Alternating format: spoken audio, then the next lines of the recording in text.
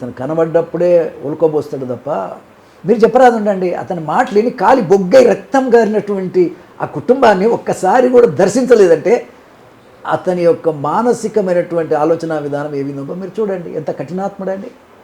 నేను ఆశ్చర్యపోతున్నానే, నేను జీర్ణించుకోలేకపోతున్నాను. ఇంకా నువ్వు ఏ రకంగా ఇంకా రాబోయే కాలంలో పిల్లల్ని ఎంబడి ఉంటే జైల్లోకి పోతే తన్నులు తింటే వాళ్ళందరినీ వదిలేసినావు కదా. ఇప్పుడు అందరూ రోజుకు నా దగ్గరికి 100-200 మంది వస్తారు.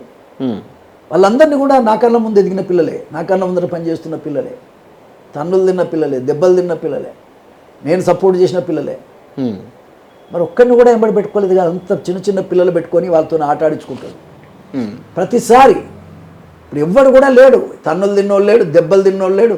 ఆ చరిత్ర తెలిసినోని ఎవరిని కూడా దగ్గర లేకుండా అందరిని బయటికి పిల్లల్ని పెట్టుకొని కాలేజీ పిల్లల్ని ఇప్పటికి కూడా పెట్టుకొని ఇది న్యాయం కాదు. అలా భవిష్యత్తు పాడైపోతుంది. ఎంఆర్పిఎస్లో తిరిగేటువంటి నేను నా బిడ్డలకు చెప్తున్నా, దయచేసి మీరు ఇక ముందు ఈ సమస్య పరిష్కారం అయింది కాబట్టి ఆ ఉద్యమంలో పనిచేయొద్దు.